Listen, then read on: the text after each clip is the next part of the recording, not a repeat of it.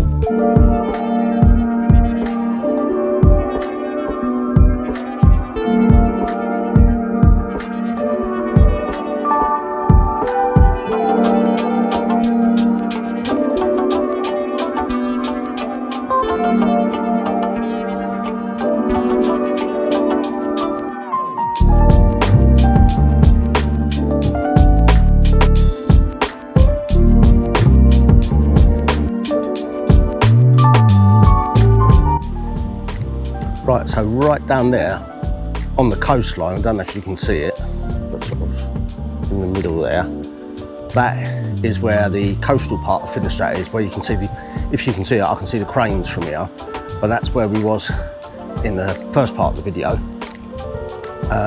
where we showed you the coastal side of Finestrat. So this is that's the sort of distance. So you're about 8 or so kilometres back inland.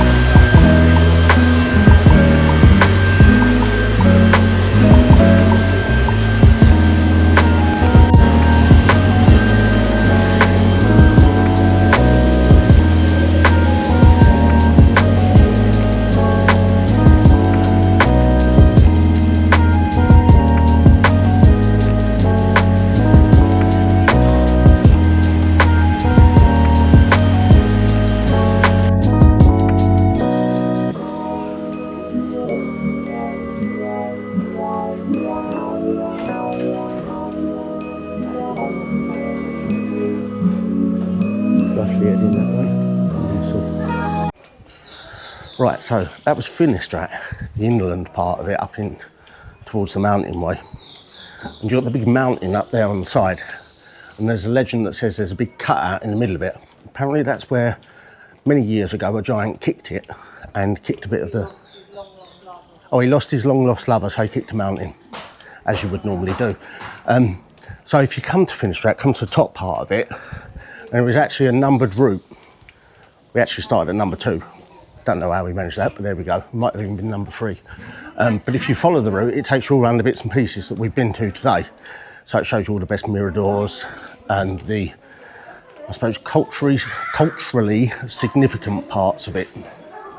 So down there in the comments, let us know if you've been in Finestrat, what you thought of it, what your favourite part of it was. For me, it's right up the top where all the church and bits and pieces are. It's quite nice. So right, just being overtaken. So we're now just heading back down out of Finestrat, back towards where the car is. We're going to stop and grab a drink on the way, and hopefully I don't get run over. Speed up.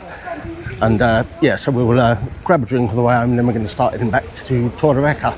So yeah, that was Finestrat. Definitely worth a visit if you've never been. One other point to note as well is that there is actually quite a lot of parking here in Finestrat. Unlike most little Spanish villages that can be a bit cramo, there's plenty of car parking spaces, so pick one of them. You might have to walk a little bit, but pick one, park up. We parked in one just a little bit further out of town, so just make sure you find a parking bay before you're going to come here and get yourself parked up, and then just have a walk, because it's such a nice place to walk around. Right guys, see you all later on.